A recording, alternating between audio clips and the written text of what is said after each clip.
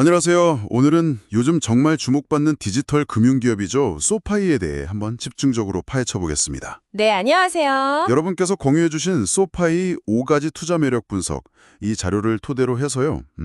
소파이의 성장 동력이 뭐고, 또 미래 가능성은 어떤지 그 핵심을 좀 짚어보려고 합니다. 네, 좋습니다. 특히 2025년 1분기, 여기에만 신규 회원이 80만 명이라고 하던데, 와, 이거 정말 놀랍지 않나요? 네, 그렇죠. 이 숫자가 대체 어떤 의미가 있는지 바로 한번 살펴보죠. 네, 그 회원 증가세가 사실 소파의 이야기의 거의 시작점이라고 할 수 있습니다.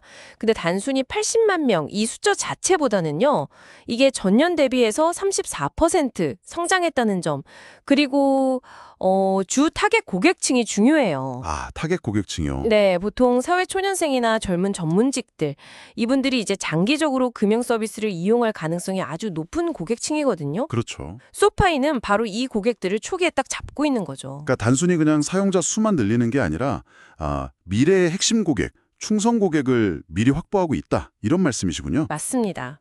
근데 이 많은 신규 회원들이 정말로 소파이에 계속 남아 있나요? 뭐랄까? 정착을 하는 건지 궁금한데요. 아, 네. 좋은 질문이십니다. 그 자료를 보면 사실 답이 좀 보이는데요.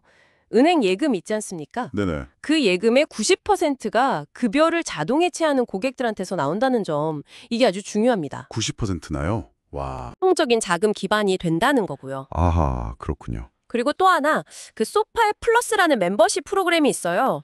여기 기존 회원의 90%가 가입을 했고, 그중에 또 30%는 한 달 안에 다른 금융상품까지 이용했다. 이런 데이터가 있거든요. 네. 이건 고객 충성도가 높다는 걸 넘어서서 그 한 고객한테 여러 상품 파는 전략 있잖아요. 교차 판매. 네, 교체 판매요. 네, 이게 아주 잘 먹히고 있다는 증거죠. 그러니까 고객들이 소파의 생태계 안에서 이것저것 다 이용하기 시작했다. 이런 의미입니다. 와, 충성도 높은 회원을 딱 잡고 그분들한테 다양한 상품까지 판매한다. 이게 그럼 실질적인 매출 성장으로도 바로 연결이 되겠네요. 그렇죠. 바로 그겁니다. 보니까 2025년 1분기 조정순 매출이 27%나 늘었고 특히 대출 쪽, 개인 대출, 학자금 대출, 주택 대출 신규 취급액이 각각 69%, 59%, 54% 엄청나게 늘었어요. 네, 대출 쪽 성장이 아주 견고하죠. 근데 더 놀라운 건 비대출 금융 서비스 매출이 무려 101%나 급증했다는 거예요. 이건 정말 좀 예상 밖인데요. 맞습니다. 바로 그 지점이 현재 소파이의 변화를 딱 부해주는 대목이에요.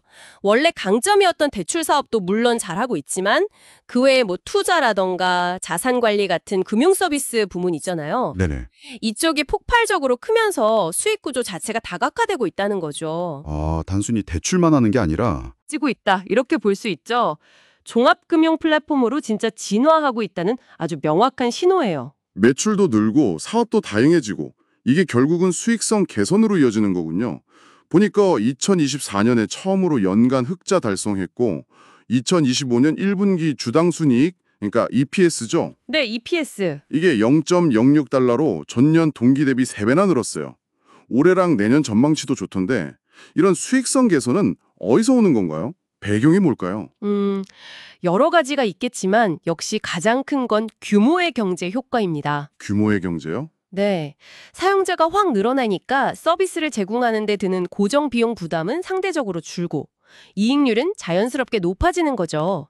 쉽게 말하면 더 많은 고객한테 서비스하면서 비용 효율성이 좋아지는 겁니다. 아, 효율성이 높아진다. 그리고 또 하나 중요한 게 상대적으로 비용이 좀 적게 드는 수수료 기반의 금융 서비스 있잖아요. 네. 이쪽 매출 비중이 2021년에는 한 26% 정도였는데 2025년에는 41%까지 크게 늘었어요. 와, 정말 많이 늘었네요. 그렇죠.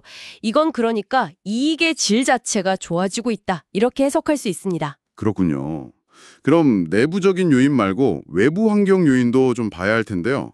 최근에 연준, 페들의 금리 인하 움직임, 이게 소파이한테는 좀 긍정적이다. 이런 분석이 있네요. 네, 맞습니다. 아무래도 금리가 내려가면 대출 받으려는 수요가 늘어날 가능성이 높죠. 아, 그렇죠. 대출 수요. 네, 특히 개인 신용대출이나 주택담보대출 같은 소파이의 핵심 사업 분야에선 더 그럴 수 있고요. 또 금리 인하는 전반적인 경제 활성화에 대한 기대감을 좀 높여서 소비나 투자 심리에도 긍정적일 수 있습니다. 전반적인 분위기가 좋아지는군요. 네, 이게 소파이의 장기적인 성장 환경에도 당연히 좋은 영향을 미치겠죠. 최근에 페드 의장이 추가 인하 가능성도 슬쩍 언급했으니까요. 당분간은 좀 우호적인 환경이 이어질 수도 있겠다, 이렇게 봅니다. 자, 그럼 마지막으로 살펴볼 포인트는 소파이의 혁신성이군요. 그냥 기존 금융상품만 하는 게 아니고 뭐 암호화폐 거래 서비스도 다시 열고 블록체인 기반으로 해외 송금하는 그런 새로운 시도들. 네, 맞아요. 이런 게 또 주가에도 반영돼서 올해 25%나 올랐다고 하고요. 네. 소파이는 그 핵심 고객층, 그러니까 젊고 기술에 좀 친숙한 세대들이 뭘 원하는지를 잘 파악하고 굉장히 발빠르게 움직이는 것 같아요. 그런 서비스들을 계속 도입하면서 끊임없이 진화하고 있는 거죠. 아, 고객 맞춤형 혁신이군요. 그렇죠. 이런 혁신적인 서비스들이 사실 굉장히 치열한 디지털 금융 시장에서 소파이를 좀 다르게 보이게 만드는 그런 차별화 포인트가 되는 겁니다. 단순히 뭐 기능만 많이 넣는 게 아니라 진짜 고객들이 필요로 하는 새로운 가치를 기술을 통해 딱 제공하려는 노력, 이렇게 볼 수 있겠습니다. 자, 그럼 오늘 이야기를 한번 정리해 보면요. 소파이는 젊은 층을 중심으로 해서 회원을 아주 강력하게 확보하고 또 유지하는 능력이 있고 대출과 비대출 양쪽에서 모두 인상적인 매출 성장을 보여주고 있고요. 네. 수익성도 계속 좋아지고 있고 여기에 금리 인하라는 우호적인 외부 환경까지 더해졌습니다. 마지막으로 끊임없이 서비스를 혁신하려는 노력까지. 정말 다층적인 매력을 가진 기업이네요. 네, 그렇죠. 여러 강점을 동시에 보여주고 있습니다. 이 정보들이 여러분께는 어떤 통찰을 주었는지 궁금하네요. 네, 여기서 한 걸음 더 나아가서 이런 질문을 한번 던져볼 수도 있겠습니다. 과연 소파이가 지금의 이런 성장세를 계속 이어가려면 다음에는 또 어떤 혁신적인 카드를 꺼내들게 될까요? 아, 다음 스텝이 뭘까? 네. 혹은 이 급변하는 핀테크 환경 속에서 소파이가 앞으로 헤쳐나가야 할 가장 큰 도전 과제는 무엇일지 이런 것들을 한번 생각해 보시는 것도 꽤 의미 있는 탐구가 될 것 같습니다.